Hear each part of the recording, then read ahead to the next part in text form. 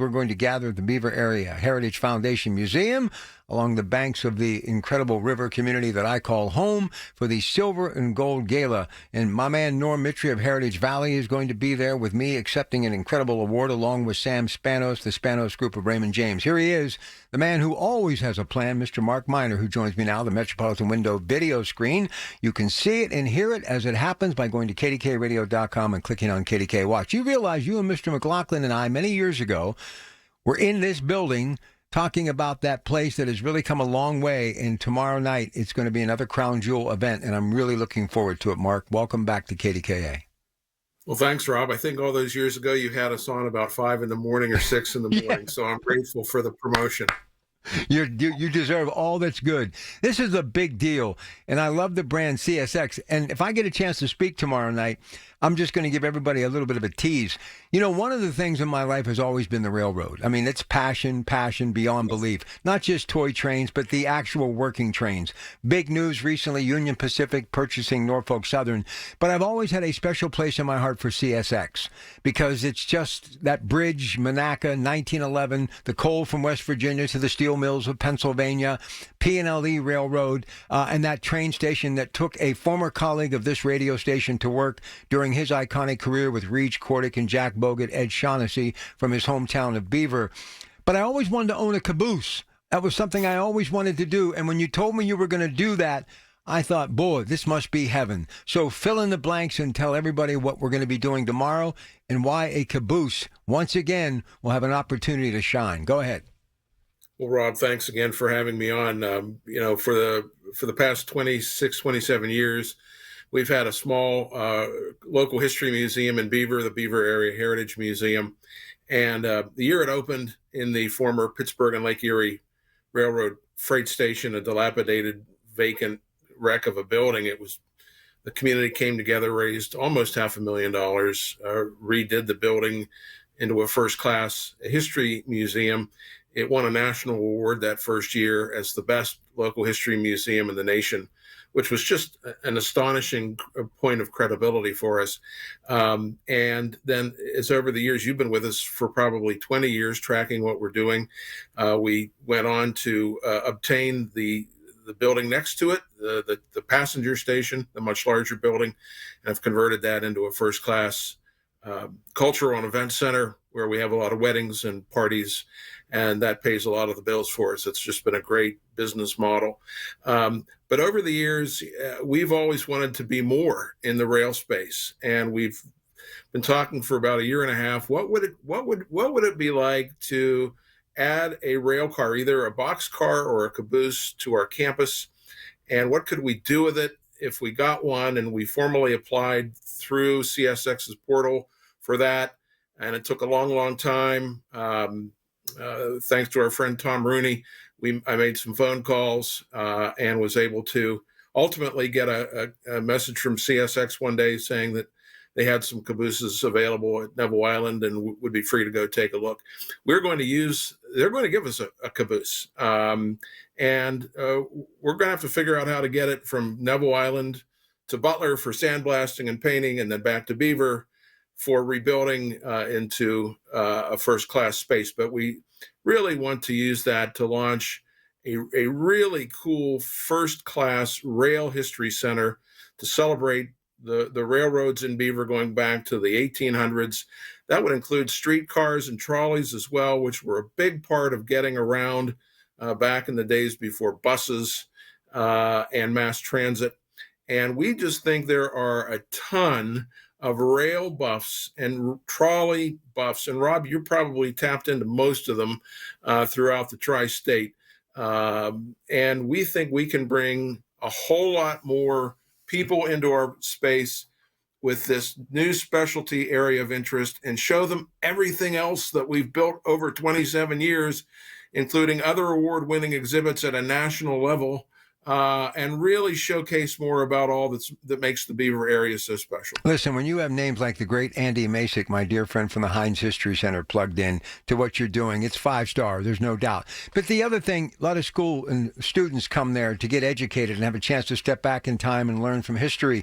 You know, for those of us who love the railroad, many people may know, cabooses really aren't utilized anymore. But at one time, they were the place that these brakemen and others, conductors, would live, sleep, eat, and basically were the driving force to keep all the cars, including the ever important locomotive, moving forward. So this coming to Beaver is absolutely a piece of history that'll give future generations a chance to understand the significance of what the railroad meant then, what it means now, and throughout all the ups and downs that we've had in our economy in our country. And Mark, I know because you grew up in the shadows of Conway Yards, the one constant has always been the railroad. And I will go home tonight along 51 for what reason?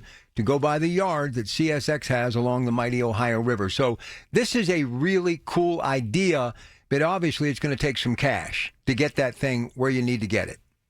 It does, and there are going to be a host of interlocking moves that this caboose will spring into motion for us. Rob, as you know, we have a Revolutionary War fort site in Beaver, Fort McIntosh. It was the scene of a very important treaty in 1785, whereby 4 different Indian nations relinquished their claims to the Ohio Territory, which was great for the United States government, not so great for those nations. Probably the largest was the Delaware Lenape. They're now in Bartlesville, Oklahoma, so that shows how far we pushed them away. But we want to devote an entire room, a large room, the width of our museum, to the story of the fort. There are just so many other pieces. As you know, it was the first home of the standing U.S. Army after the Revolutionary War. It was called the 1st American Regiment. Today, it's the Presidential Honor Guard. All right, he's back, Mark Miner. So, Mark, let's talk about tomorrow night. Norm Mitry, obviously a mentor to me and many, the man behind Heritage Valley Health System, largest employer in Beaver County, and Sam Spanos, a fiduciary of just exceptional talent. Sam Spanos Group, of course, Raymond James. These 2 gentlemen and I are going to have an opportunity to get a nice round of applause for each of us, but really it's right back at all the people that are going to be there and the ones that are involved with this gala tomorrow night. Go ahead, please. Well, Rob, thanks for that plug. Yeah, a suggestion was made a year ago that we should have a fundraising gala because we just needed to raise more money and take on some larger projects. And so we decided to mount this gala. It's the first ever. We've never done it before. A week ago, we sold out. It was unbelievable. We have 90 people who are coming. That's a big crowd that is going to fit into tightly into our renovated Pittsburgh and Lake Erie passenger station, as you know it, known as Beaver Station. And we are going to honor you as somebody who's been advocating for us for 20 years. Norm and Sam, their organizations have been sponsors of ours for many, many years. And having that kind of steadfast support gives us the confidence that we know that we're going to be doing this for years to come, that we're not scrambling around every year looking for funding. That doesn't mean we're not always looking for new sponsors, but having that base of support gives us the opportunity to really tackle some big things because we know that they've got our backs. Listen, I've been around a lot of people who do what you do, and really one of the very first was my dear friend, the late, great Frank Dawson, who recently passed away, Upper Ohio Valley Lou Holtz Hall of Fame, but Historical Society in East Liverpool, attorney Tim Brooks, so many others. And it really overtakes your life. Once you start diving into this stuff, as I know you and others have at the museum, you start to realize how every acre is a valuable commodity because a piece of history has been created generation after generation. And I got to believe there's more times than not, you're finding things out about that hometown that has been a part of your life forever that you still can't believe took place there. Well, it's interesting that you say that because you're right. Under every stone, every leaf, every turn of the onion, if you will, there are new discoveries all the time. And I'm just reminded of the story back in the 1960s. Beaver had a Greek immigrant named Harry Phillips, and he ran the Beaver restaurant. And as he was studying for his citizenship, he learned so much American history and realized how much of it had taken place right in Beaver, and he used to horse collar people who were in his restaurant and say, "You don't know what you have here. You need to do something with it." And he went on to found the Beaver Area Heritage Foundation in 1967-ish, wrote a number of historical tracts, and really got the organization started. And, you know, it's interesting. Sometimes it takes an outsider to see what the insiders don't always because they're so close to it. You know, I've seen so many incredible things happen. And, you know, I don't know Sam that well, but I know Norm, and I know a lot of people that work at that healthcare facility that is the largest employer in Beaver County. And, you know, a physician of mine, Dr. Tim Jackson, incredible at what he does. And there's so many people that are connected to this family tree. We would be here all night, but, you know, and I get blamed. I get blamed a lot because I always promote Beaver County, but it really is someplace really unique, is it not? Well, it is, and I think there's a sense sort of that we're all in this together, and that may be a result of all the immigrant communities that sprung up along the river.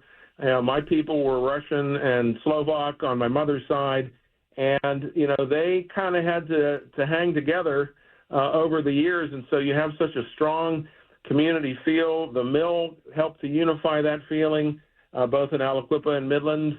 You know, the big steel makers, and I think there's just a spirit here that feels like we do have something special. I don't know that we're that good at telling the world how special it is. We've done a great job in Beaver and throughout the county in hiding our light under the bushel, like the old Sunday school song went.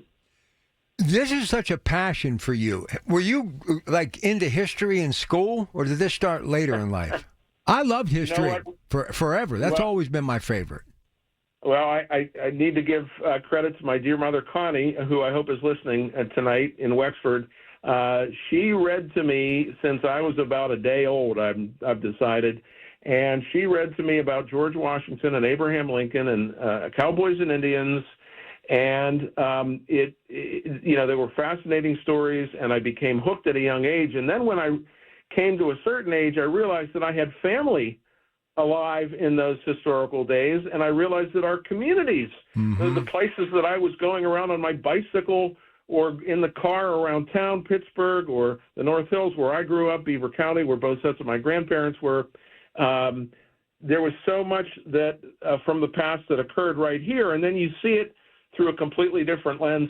You know, Rob, I'm trained as a journalist. I'm wired to gather facts and information and stories, focusing on people and the drama, the human drama, and this just appeals to me at all those levels. All right, we got to talk about one other person. I'm kind of glad your computer froze because that meant I got to keep you for another segment. So let's talk about, and that's a fact, let's talk about a guy that I loved beyond belief, and that's the late Dick Shaw, someone that you work with, you knew, and all of the conversations, those fireside chats that we had as in his house in Beaver later in his life, talking about what was happening with the Shell plant and how it reminded him of his early days in Saudi Arabia, laying the gas, meaning the petroleum, the oil lines for what would eventually become OPEC and things of that nature, and how he saw a lot of that growth. And I asked him if he had any regrets, and he said, I just wish I was a little younger because I would like to see how this whole thing turns out. Well, a year goes to 2 to 5, and now I'm getting a little bit older. Boy, for future generations, just what has happened in our lifetime, imagine what it's going to be like when this nation reaches its 300th birthday, and especially in Beaver County, whether it be healthcare or whether it be the museum. It's really going to be a special time for my children and grandchildren, is it not? I think so. I mean, Dick Shaw was a Renaissance man, and he's so inspiring because if you think about his career path, he went to college and came to work for Michael Baker in the early 50s as a junior personnel assistant. Wow. And you know, that's a different kind of specialty in a company than the things that he ended up excelling in. And he taught himself finance. He earned the trust of Mr. Baker Jr. He became Mr. Baker's right-hand man. He became treasurer of the corporation. And then as time went on, Mr. Baker passed away in 1977. His son left the company in about 1983.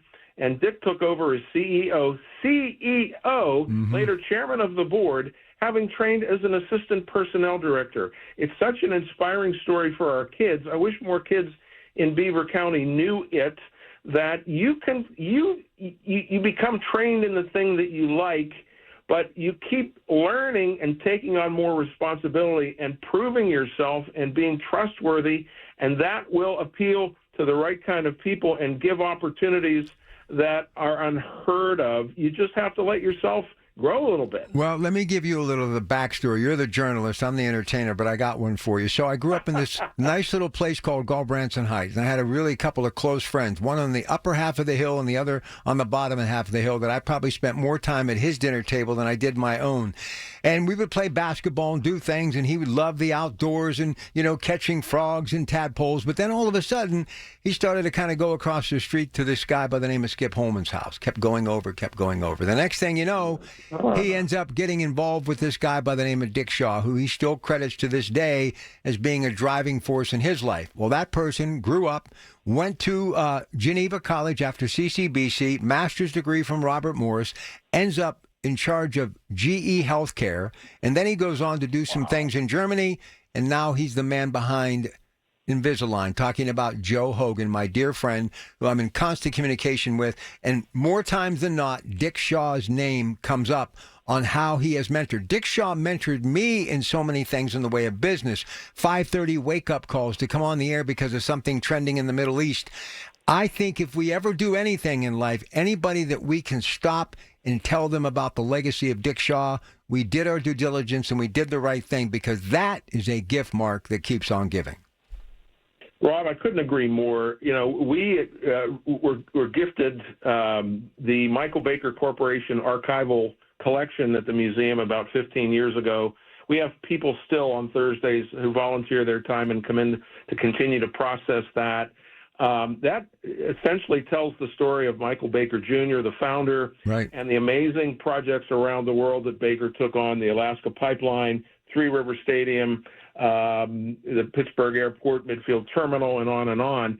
But I think we can and should be doing more to be collecting and preserving the Dick Shaw story, because he was so inspiring to so many people, such a leader of men. He understood psychology and how to inspire people, and I'm just hopeful that we can do more to honor his legacy someday. Well, you're doing a lot, and I know I took a little bit of extra time tonight, but it's always worth it to promote what you're doing. So if you can, in the final couple of minutes before I've got to get to CBS News, just talk a little bit about the event tomorrow and what you all do every day and how people can come and when they can come to check out everything you do there.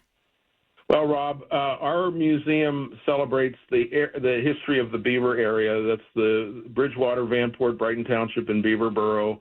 It starts in the Native American days when there was a village here called Sawkunk, and King Beaver was the Native American tribal leader at that time. We celebrate all aspects of history from that time to the present. And we are open on Saturdays from 10 o'clock to 4. And the first Sunday of every month from 1 o'clock to 4 o'clock. We were closed on Sundays all throughout COVID. Thanks to some great community partners, we are now able to be open the first Sunday of the month. Right. Absolutely free. It's a great thing to bring your kids, your grandkids. We have a log house on the property that's a fabulous throwback to what life would have been like growing up on the frontier of Beaver in 1802. And it's eye-opening for kids. Hey, listen, looking forward to the gala tomorrow night. How can people help out? 30 seconds. How can they help out your cause? They can go to our website, beaverheritage.org. That's beaverheritage.org. And right across the top is scrolling updates about this gala. They can click and they'll be taken to a page where if folks want to make a donation, you can easily do that. If you'd like to volunteer to help us in some aspect of the caboose or our Fort McIntosh room, or any of the other aspects where we need volunteer help, we're always looking for great people who share the interest. Many people think of you as the best PR man on the planet, but you can still swing a pretty mean journalism title as well. You did great tonight under some crazy conditions, especially when your computer froze. So you punted, you got with me on the landline, and you finished strong. Thank you, Mark. Rob, thank you for having me on. See you tomorrow night. All right, there he is, Mark Miner. I tell you, this guy, sharp, man. Sharp. If I had him as an agent, it would have been the evening news with your Pratt pack. Guy's smart. Really looking forward to tomorrow night. And I have such respect for Norm Mitchery. It just goes way, way back, and looking forward to seeing Sam and everyone else at the Heritage Museum in Beaver. It's an incredible place, incredible community, and a lot of my friends are right there every day for me as I am for them. All right, stay with us. News coming up next. It's your Pratt Pack.